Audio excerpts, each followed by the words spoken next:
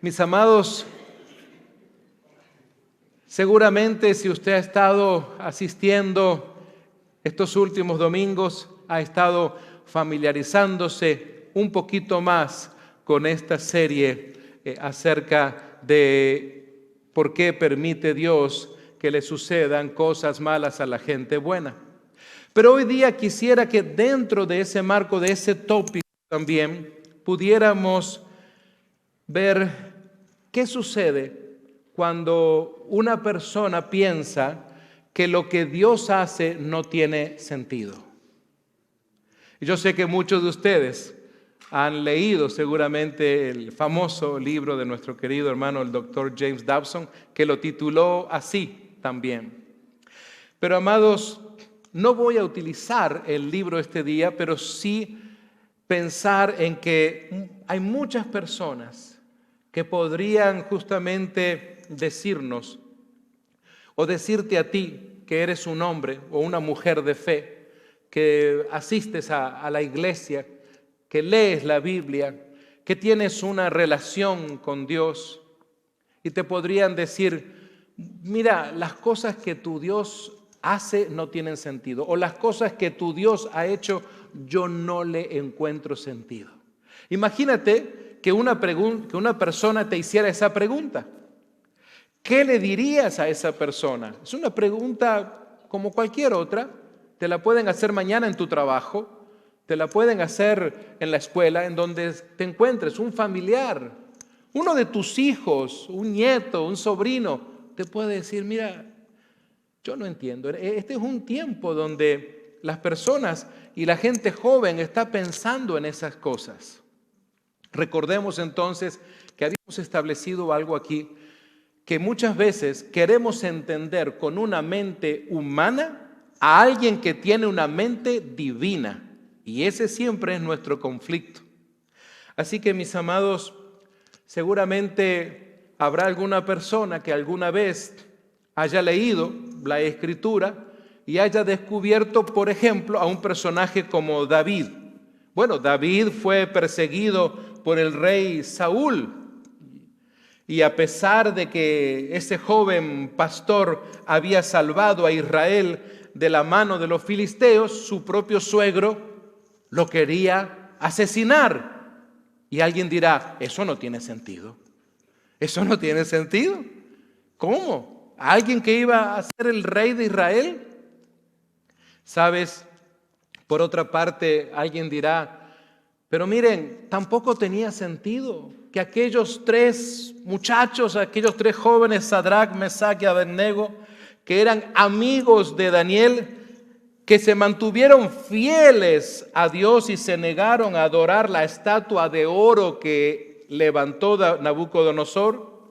Y a pesar de eso, y a pesar de esa fidelidad de esos hombres, ellos fueron echados al horno de fuego para morir. Y alguien dirá, eso no tiene sentido. ¿Por qué Dios permitió eso?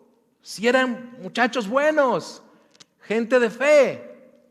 Todavía alguien dirá, bueno, ¿y qué me dice del profeta Jeremías? El profeta Jeremías, él sirvió a Dios llevando su mensaje al pueblo, especialmente al pueblo de Judá, los que están estudiando la vida de Jesús. Y a pesar de eso, lo encarcelaron, lo azotaron y lo pusieron en una cisterna con lodo.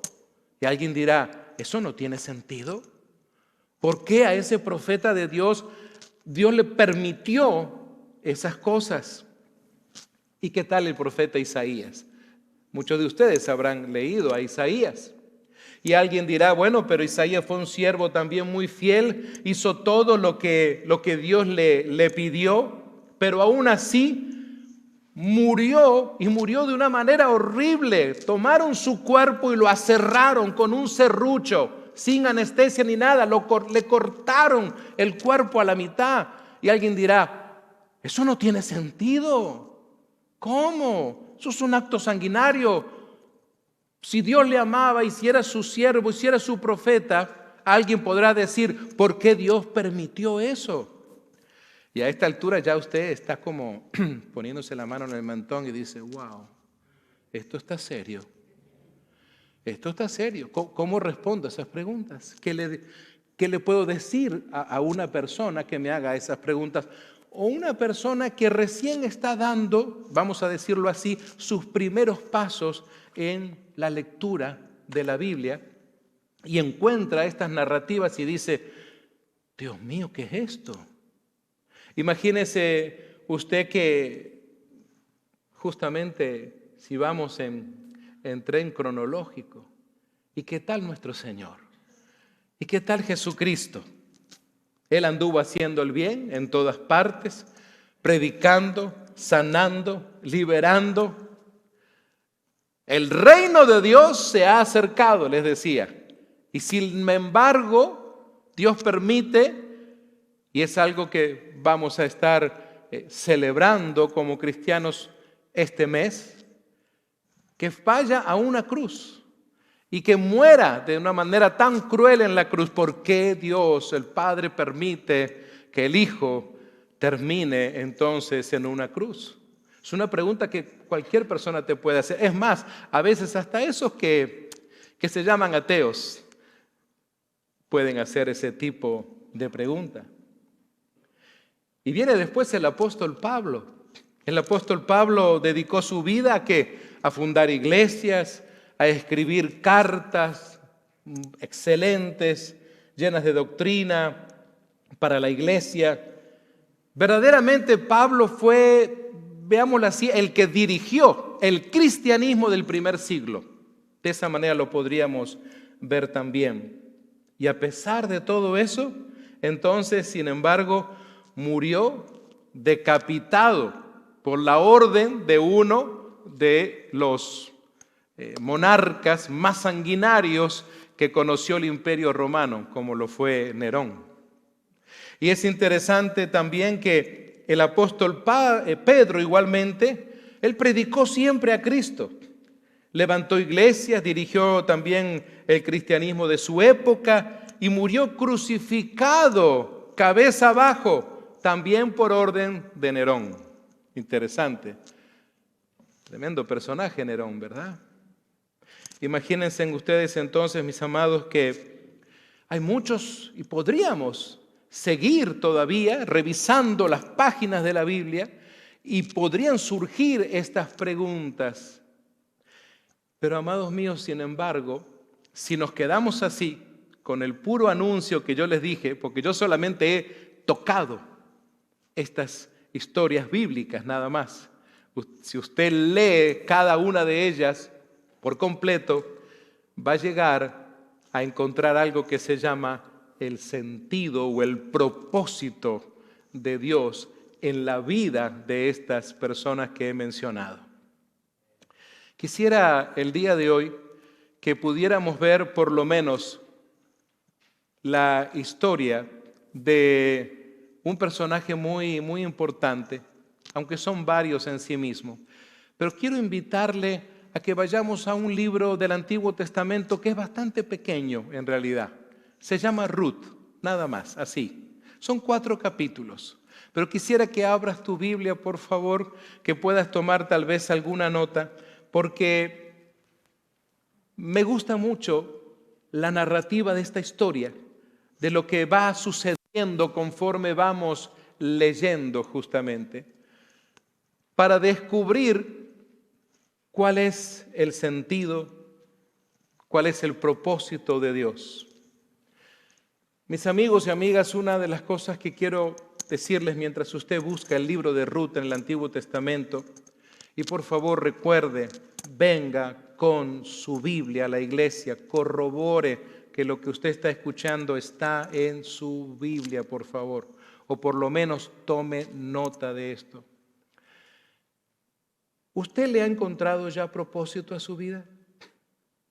¿Tiene sentido, tiene propósito tu vida? ¿Ya has entendido por qué Dios ha permitido que estés donde estás? Que hayas llegado a este país, que estés en el trabajo donde estás, las cosas que han pasado. ¿Le encuentras sentido ya en tu vida? ¿Hay un propósito? ¿Has podido descubrir por lo menos alguno de los propósitos de Dios para tu vida? más allá del tiempo que hace que puedas ser cristiana o cristiano. Y si tú eres una persona que estás dando tus primeros pasos de seguir a Jesús, ten en cuenta esto. Dios tiene un propósito especial para tu vida. Y tal vez usted dice, yo ya he escuchado esa frase muchas veces, pero el asunto es que lo puedas descubrir más allá de escuchar la frase y puedas decir, ahora me doy cuenta. Porque una de las peores cosas que le pueden pasar a una persona es no encontrar propósito para su vida. Estar haciendo lo que hace y no encontrarle propósito.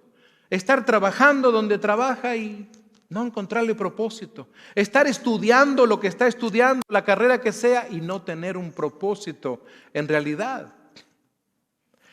Mis amados, quisiera que este libro de Ruth nos pueda ayudar mucho porque al principio, cuando algunos lo leen, dicen, ¿qué está pasando con esta historia?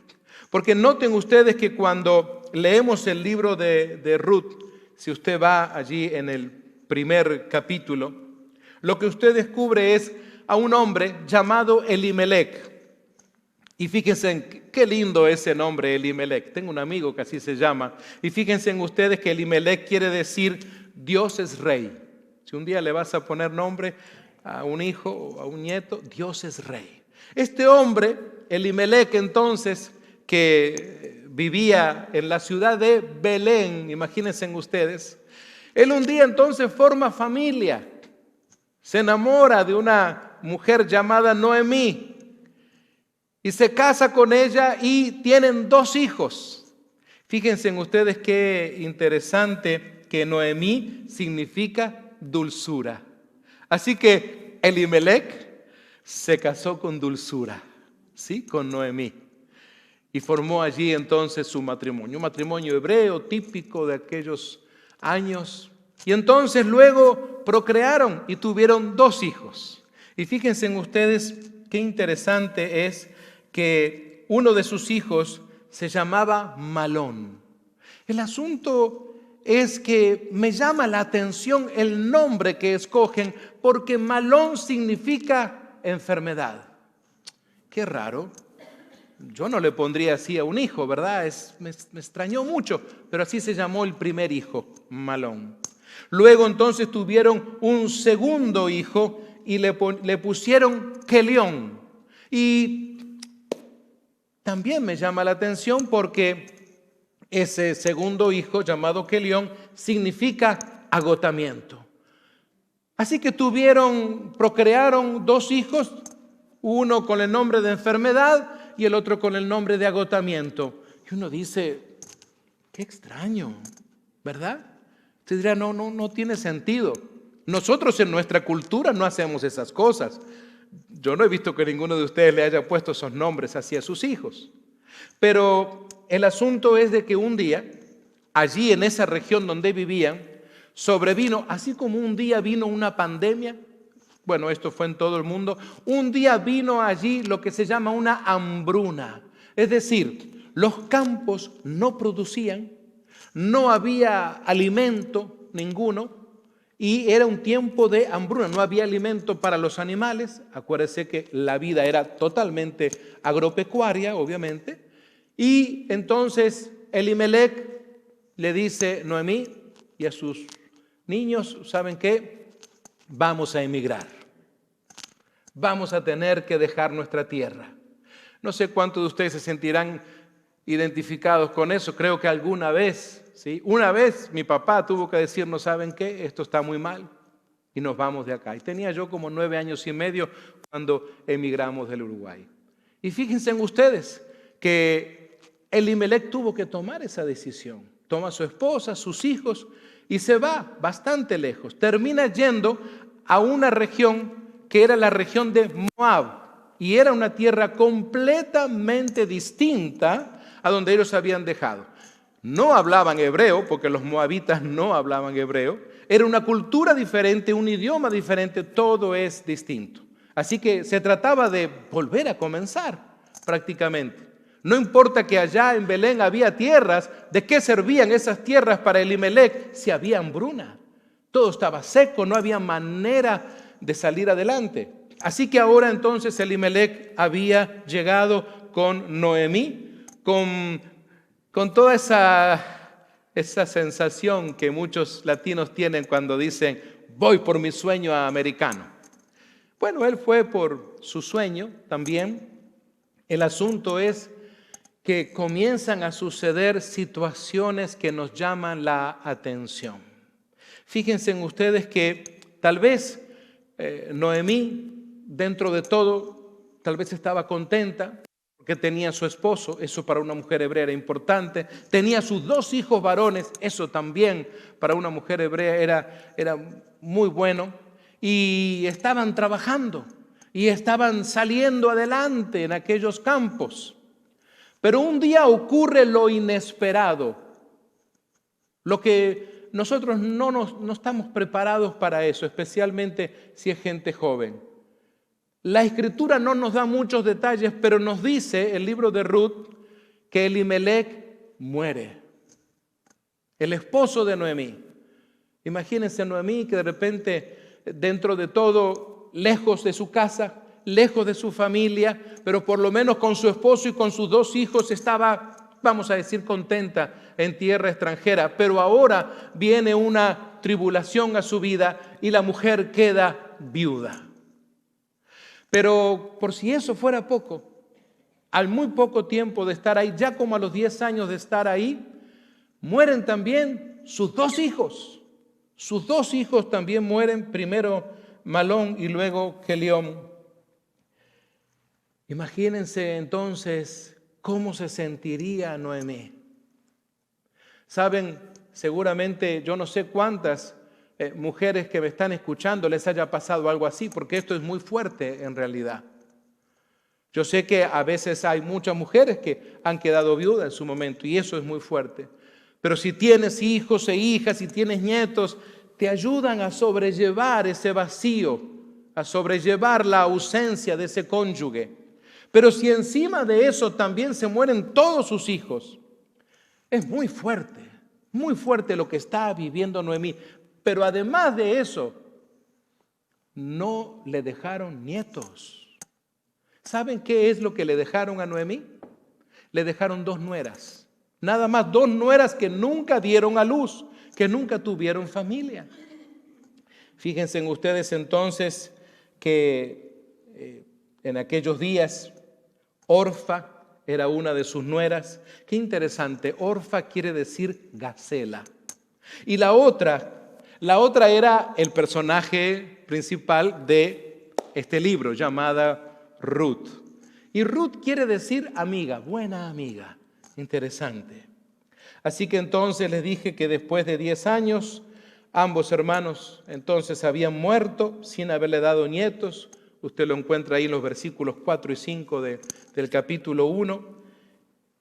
Y hasta aquí podemos decir que no tiene sentido por qué Dios permitió que una mujer buena como Noemí había quedado viuda y además había perdido a sus 2 hijos y no le han dejado descendencia. Noemí se enteró entonces de que algo sucedió, de que algo estaba sucediendo, porque ella hasta aquí, vamos a descubrir, le está acreditando su desgracia, su tribulación, se la está acreditando a Dios. Dios me quitó mi esposo, Dios me quitó mis hijos, no sé qué habrá pasado, le caí mal a Dios. El asunto es que en medio de su tristeza, de su desesperanza, entonces, un día escucha que en aquellas tierras que algunas décadas atrás había dejado allá en Belén, la cosa había cambiado. La hambruna se había terminado, ya había cosecha y parece ser que esa comunidad en Belén se estaba recuperando rápidamente. Así que entonces Noemí dice, bueno, estoy en esta tierra, vine con mi esposo y con mis hijos, aquí lo perdí todo, me toca regresar. Me voy a regresar a Belén, me voy a regresar allá a la provincia justamente a la cual pertenezco, al pueblo de Judá. y de alguna manera ya era una mujer grande, así que tendría esas ideas de decir, bueno, a ver, ¿quién me puede ayudar? ¿Qué puede suceder? Habían quedado todavía una parcela de tierra que había pertenecido a su esposo, a ellos, pero en los tiempos anteriores a la hambruna. Así que esta mujer decide regresar. ¿Sabes? Una de las cosas que antes de avanzar un poco he llegado a pensar que nosotros como lectores de la Biblia, pero que lo que estamos leyendo esta narrativa tanto tiempo después de que ha sucedido, tenemos que pensar, hacer como un poco de análisis, de crítica de la lectura, vamos a decir, y decir, bueno, para yo entender un poco a Noemí, ¿qué sucedería? ¿Qué sucedería si eso me pasara a mí? Porque necesitamos muchas veces, para entender la Escritura, traerlo a nuestras vidas. Yo sé que lo que estamos leyendo no son noticias muy buenas, muy alegres, pero ¿qué sucedería si algo así me pasara a mí?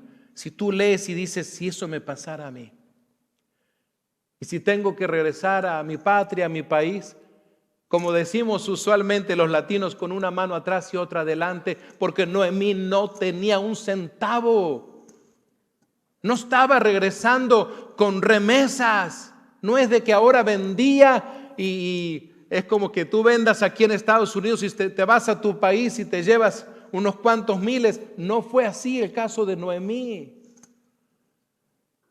Imagínate regresar a tu Guatemala, regresar a tu Salvador, a tu México, regresar a tu Honduras, regresar a tu Cuba, a tu Brasil, a donde tú eres, y que de repente te diga, hola, ¿cómo estás? Aquí estoy, vengo mal. ¿Cómo? Lo perdí todo. Porque Noemí le tocó decir, y tu esposo murió, y tus hijos murieron, y tus nietos nunca tuve. Pero Noemí, ¿qué te pasó, Noemí?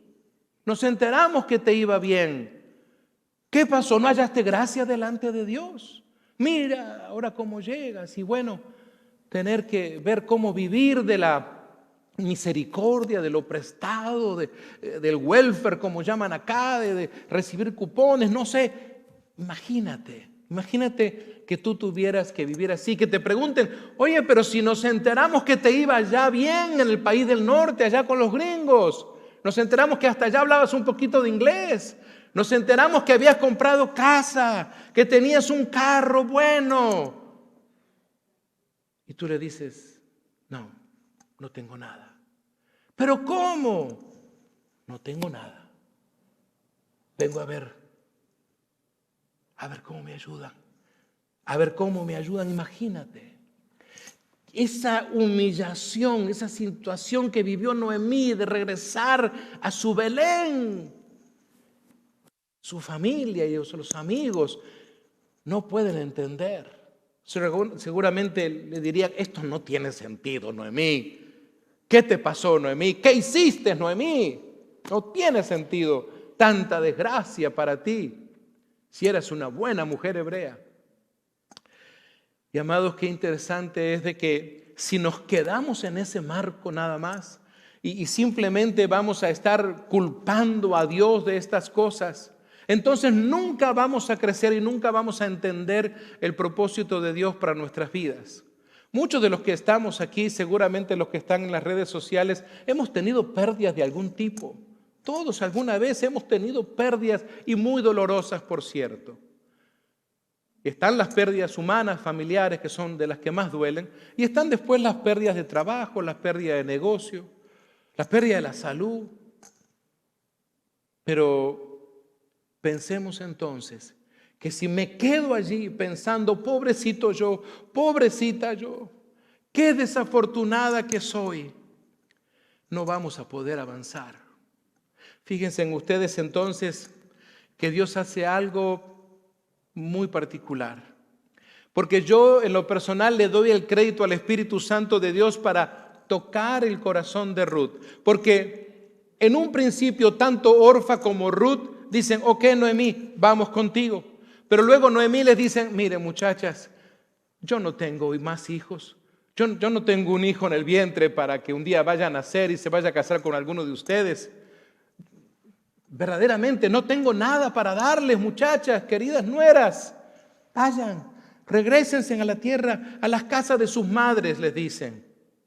Aparte, como eran viudas, estaban libres de volver a casarse, de conocer a otro muchacho allí en Moab y formar una familia moabita y listo. Sin embargo, aunque Orfa entiende eso y bueno, decidió hacerle caso a Noemí, sin embargo, Ruth toma una decisión completamente distinta.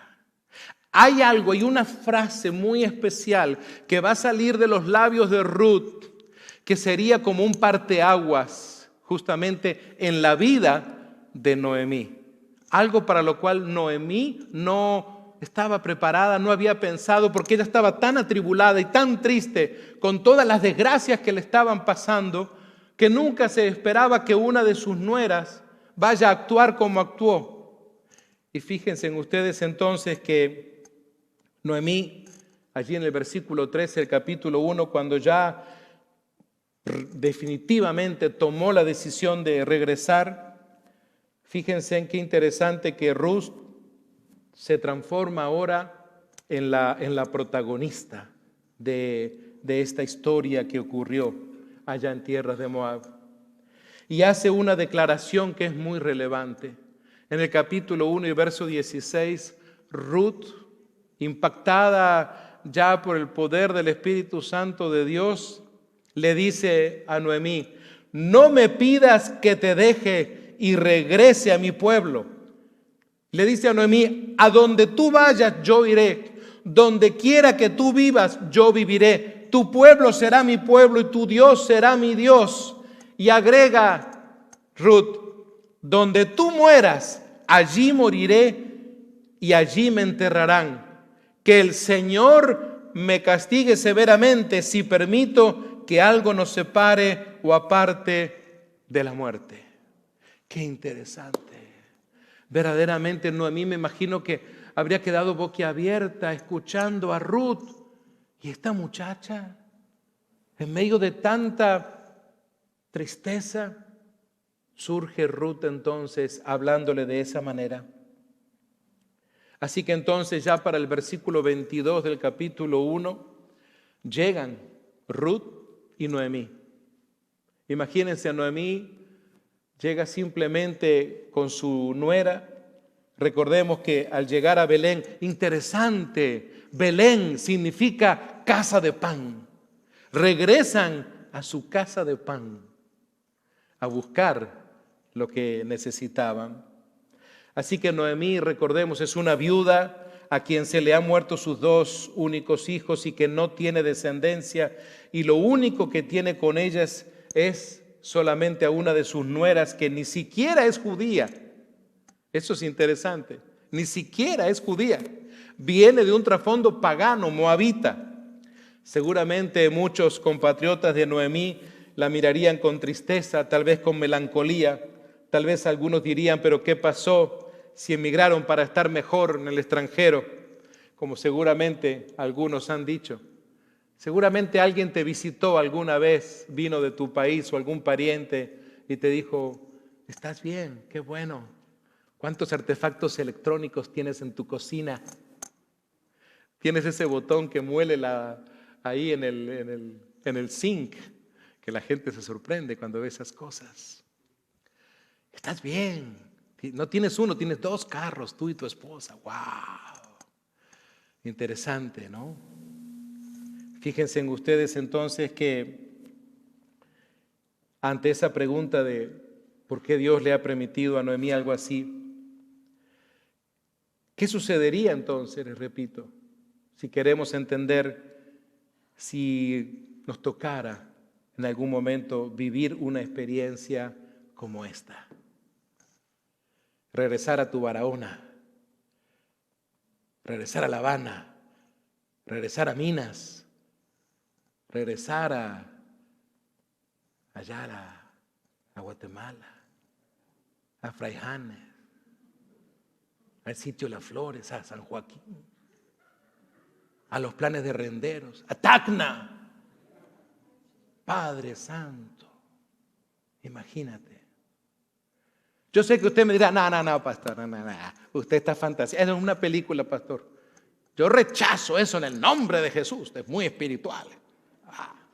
Acto de sal. Pero cualquiera le puede pasar. Cualquier persona puede pasar. Necesito a veces encarnarme un poquito en el personaje y decir, Dios mío bendito. ¿Sí? Y darle gracias a Dios por estar donde estamos y que no hemos tenido que pasar por esta situación de Noemí. El asunto es que en los campos de Belén, mientras las cosas habían mejorado mucho, entonces Ruth tiene la idea de ir a espigar, porque no era parte de una familia. Posiblemente era muy difícil encontrar así un trabajo, además de ser mujer y viuda para colmo.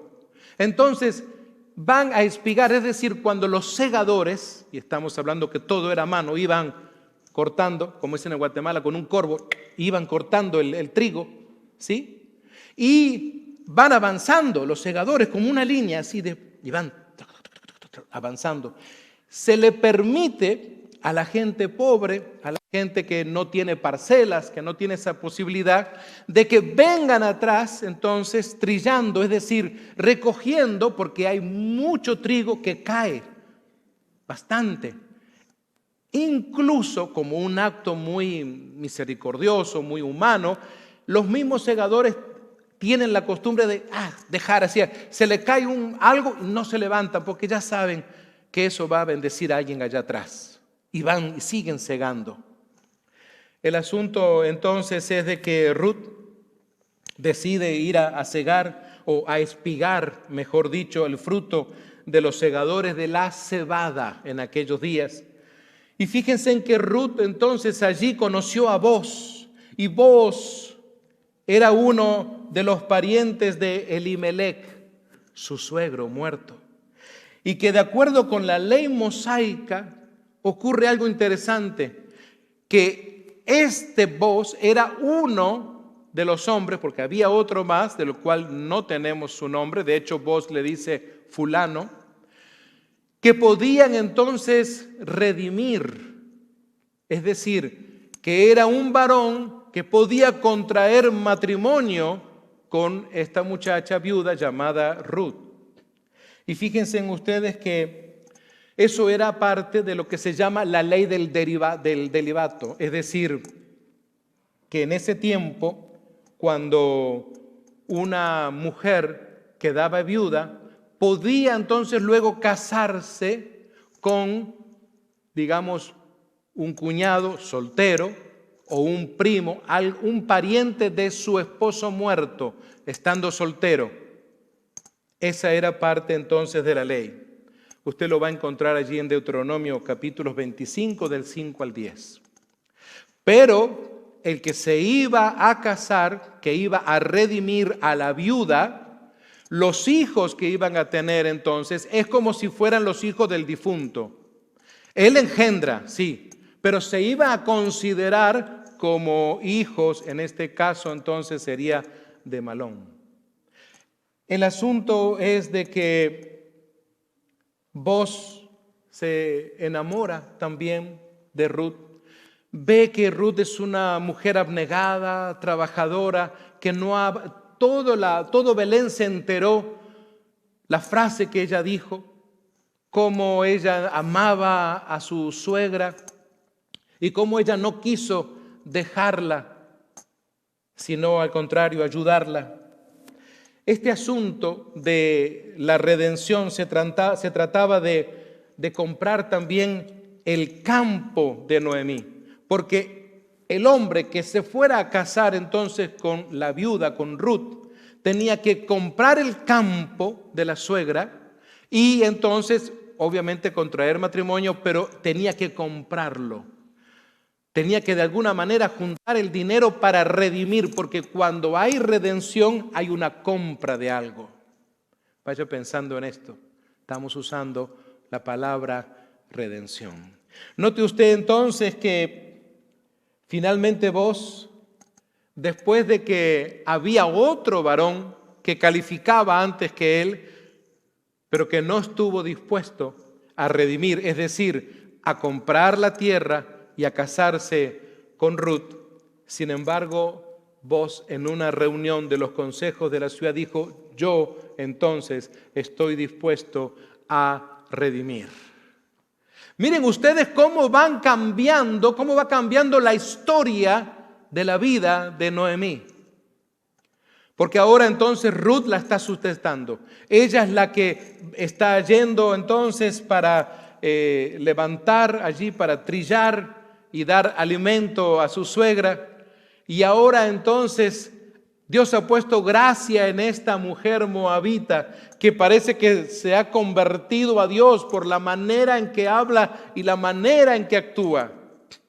Y noten ustedes entonces que finalmente entonces Boz se une en matrimonio con Ruth, hace la redención allí en el capítulo 4, verso 13, y procrean también. Note usted, tienen un hijo a quien llamaron Obed. Y Obed quiere decir fiel, también quiere decir adorador, quiere decir siervo. Si usted conoce a alguien que tenga ese nombre de Obed. Y aquí las cosas comienzan a tomar un sentido muy especial.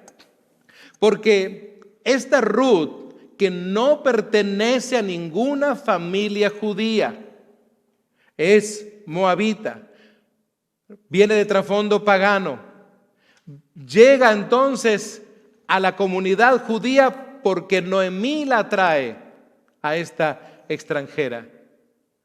Y esta mujer entonces, a través de ella, redime también a su suegra. Y lo interesante es entonces que le surge a Noemí ahora lo que ella nunca había tenido: nieto, su primer nieto. Ahora, claro, usted dirá, pero espérese un momentito, vos no es hijo de Noemí, por lo tanto, entonces no es su nieto de sangre. Tal vez es cierto, no es un nieto de sangre, pero ¿cuántos de ustedes tienen nietos adoptivos? ¿Sí? Acá ha habido varios de ustedes que a mis hijos les han llamado nietos, ¿sí? Y saben, justamente eso le está pasando a Noemí. En un momento determinado, entonces, Ruth y Noemí, después de esto que sucede, de que Ruth da a luz a Obed, fíjese, pasa el tiempo y ¿sabe qué sucede con Obed? Obed crece, se transforma en un hombre y Obed también forma familia. Y saben ustedes, él tiene a un hijo, a uno de ellos. ¿Sabe cómo se llamó uno de los hijos de Obed? Se llamaba Isaí. Interesante. Para los que ya conocen Biblia, ya van armando, ya están armando la línea genealógica, ¿verdad? Ya comenzó a escribir usted. Fíjese usted entonces de que una vez que nació Isaí entonces vendría a ser ya como un bisnieto para Noemí. Si lo vamos a ver de esa línea. Isaí entonces también forma familia, se casa un día. ¿Y sabe qué sucede? ¿Sabe cómo se llama uno de los hijos de Isaí? Se llama David. Así es. ¿Se da cuenta usted cómo viene esto? Miren, muy probablemente que Noemí no haya conocido en vida a David. Ya era una mujer mayor. Es probable que no lo hubiera llegado a conocer. Pero si lo hubiera llegado a conocer, entonces hubiera comenzado a decir, ahora entiendo. Ahora entiendo las cosas que me habían pasado en mi vida. Ahora ella veía o podría ver en esa línea genealógica y entender entonces que ahora Ella era parte, era como la bisabuela entonces de David. Ruth y Noemí, después de tanta tribulación, experimentarían la bendición de la redención. Y fíjense en ustedes, aquella mujer moabita, su nombre quedó siempre escrito en la genealogía de nuestro Señor Jesucristo. El nombre de Ruth, una mujer del paganismo, queda ahora entonces allí en Mateo capítulo 1, verso 5, y luego en Mateo también 1, verso 16, donde se habla de la genealogía. Y encontramos entonces que Ruth aparece no solo como Noemí, que también es hebrea, sino aparece en esa línea genealógica, como si fuera una tatarabuela. ¿De quién? Del Señor Jesús. Interesante entonces, amados míos, así es como toma sentido todas las penurias y las pruebas que vivió Noemí y que vivió Ruth. Es muy probable, al igual que a Noemí, que a nosotros nos pase que no vayamos a ver de repente todo el cuadro perfecto, porque a veces no nos va a alcanzar la vida. Sin embargo, no nos apresuremos a renegar de las situaciones difíciles que a veces vivamos en nuestra vida. No nos apresuremos a decirle a Dios, ¿por qué me está pasando esto? Sino, ¿para qué? Porque Noemí entonces ha entendido, o a esta altura podría haber entendido, en lo que ella se transformó. Nuestro Señor Jesucristo, amados míos, también pasó la más grande tribulación que ningún ser humano haya experimentado jamás, y lo hizo muriendo en la cruz del Calvario para redimirte a ti y a mí y poder tener entonces vida eterna. De eso se trata. Si estás pasando por un momento difícil, si estás pasando por un momento de situación triste, alguna pérdida, alguna situación en la familia, alguna enfermedad, algo que estás pasando en este momento, se trata de no apresurarte a hacerle preguntas a Dios, sino decir, Señor, me duele, me está pasando esto, es difícil lo que estoy viviendo, lo entiendo, pero lo acepto, voy a crecer, voy a madurar en esto, voy a poner todo de mi parte para entender el propósito que tú tienes para mi vida. ¿O cuál es el propósito que tú tienes conmigo en tu visión, que es grande? Porque recuerda, Noemí, esas 2 veces que acreditó su problema a Dios, que le reprochó a Dios, ella estaba tratando de entender con una mente humana lo que estaba sucediendo desde una perspectiva divina. Y mis amados, les invito a que podamos reflexionar, podamos pensar, podamos ponernos de pie un momento. Vamos a alabar y adorar al Señor con nuestro grupo de alabanza, pero vamos ahora a adorarle a Él y vamos a ser capaces de decirle, Señor, no quiero apresurarme a rechazar tal vez esta prueba que estoy viviendo, tal vez esta situación económica por la que estoy pasando, esta situación en mi salud, esta situación en la familia, en el matrimonio. Mejor dile, ¿para qué será, Señor? ¿Para qué, Señor, voy a ser bueno o buena en esto? ¿Qué plan tú tienes para mi vida? Te invito a que puedas, allí donde estás, hablar con Dios, prepararnos incluso para la Santa Cena que vamos a tener dentro de un instante.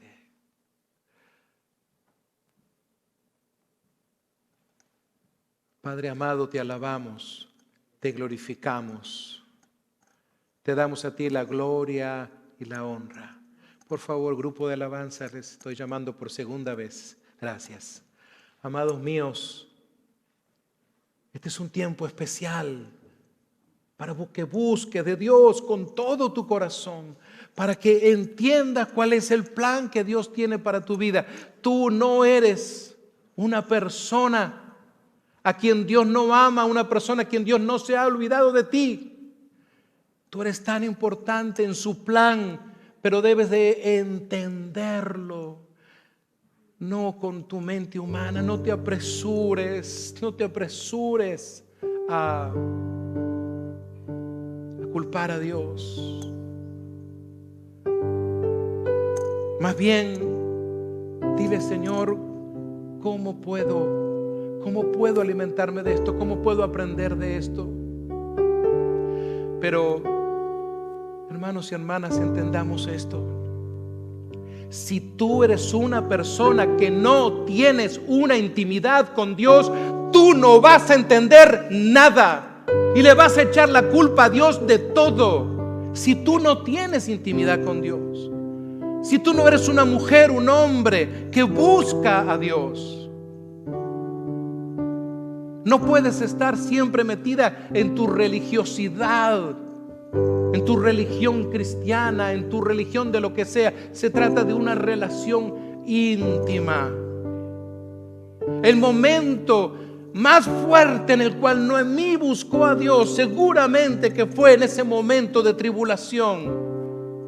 Perdió a su esposo, perdió a sus hijos, perdió todo. La intimidad que logró Job con Dios en los tiempos en que todo lo había perdido, sus hijos, su ganado, sus propiedades, su salud, porque estaba severamente enfermo. Sin embargo, su intimidad con Dios creció. ¿Qué es lo que tiene que menguar en tu vida para que tu relación con Dios crezca? ¿Qué parte de tu religión debe de menguar para que esa intimidad, esa relación con Dios verdaderamente tome fuerzas? Dios no está pensando igual que tú o igual que yo. Se trata de que podamos entonces encaminarnos, como dice la Escritura, a tener la mente de Cristo.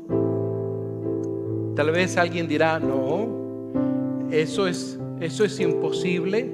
Si la Escritura lo dice, que para ahí vamos nosotros. Y amados míos, ¿de qué se trata tener la mente de Cristo? Imitarle a Él, de eso se trata.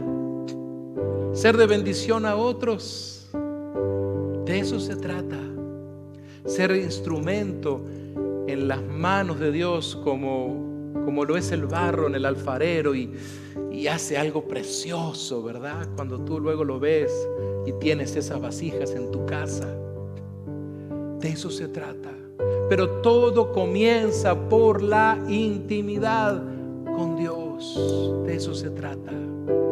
Tal vez este momento difícil que estás pasando, este momento tal vez en donde tú dices: es que usted no sabe lo que yo estoy viviendo.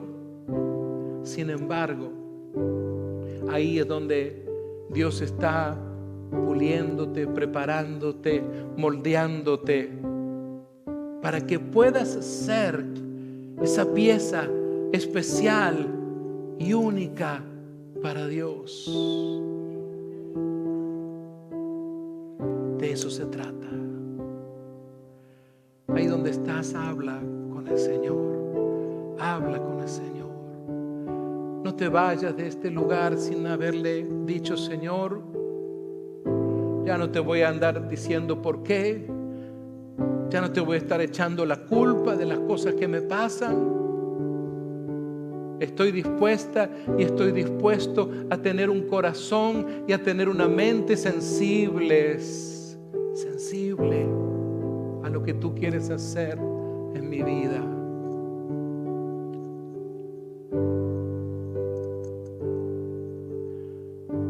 Ahí donde estás, Seguramente necesitas tal vez una renovación este día.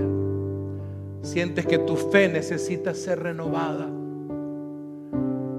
Sientes que tu amor necesita ser renovado. Ahí donde estás, dile: renuévame, Señor. Renueva mi vida. Refréscame. Dios renovó la vida de Noemí por completo. Le dio un cambio, un giro total. Incluso renovó la vida de Ruth, porque ella también era viuda, más joven, pero también viuda. Y sin embargo, Dios renovó. Este día seguramente, o en este tiempo, Dios está queriendo hacer algo especial contigo, renovar algún área de tu vida, un área especial. Seguramente te está preparando para que seas un hombre o una mujer que va a jugar un papel muy importante en la visión de Dios. ¿Sabes? Mi hermano y mi hermana Noemí no pudo abrir nunca el libro de Mateo capítulo 1 y ver su nombre allí. Ruth tampoco. Hoy tú lo puedes hacer. Pero si tú eres una mujer, un hombre fiel a Dios, seguramente vas a poder dejar un legado. Vas a poder ayudar a otros por la situación que estás viviendo.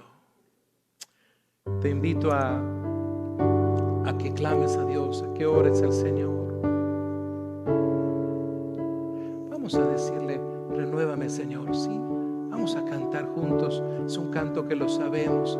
Ahí donde estás, te invito a que levantes tus manos al cielo. Nuestro grupo de alabanza nos va a dirigir para decirle: Señor, renuévame, renuévame. Aquellos que están en las redes sociales también, únese con nosotros y vamos a cantarle y a decirle: Señor, renuévame.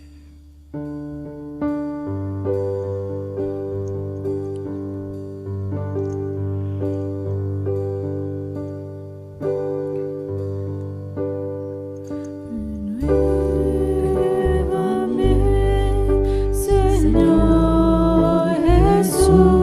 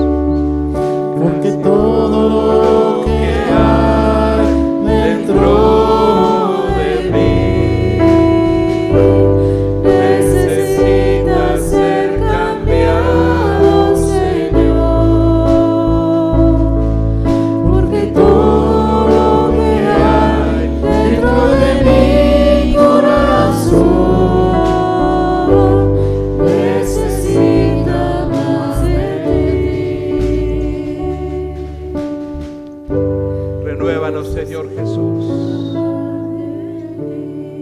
Necesitamos más de ti, Señor.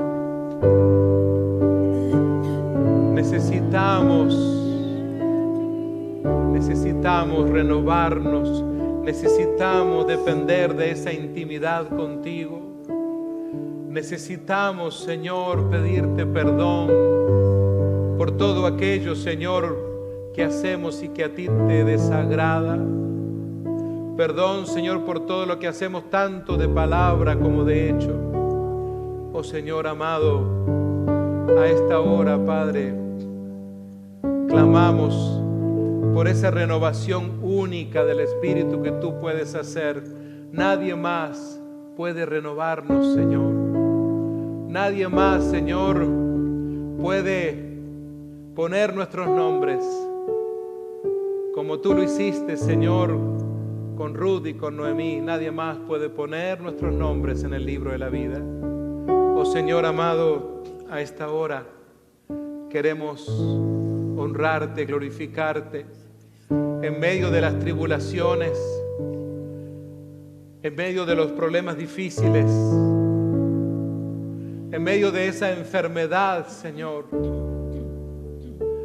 atravesando ese desierto, atravesando por ese valle tal vez de angustia.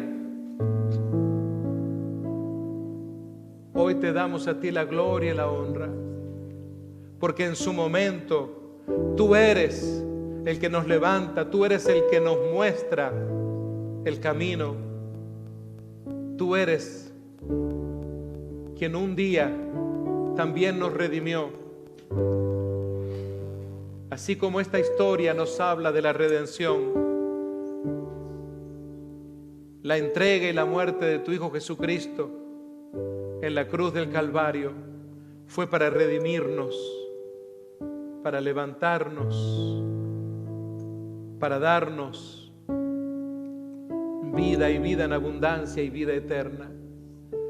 Te damos a ti la gloria y la honra en el poderoso nombre de Cristo Jesús.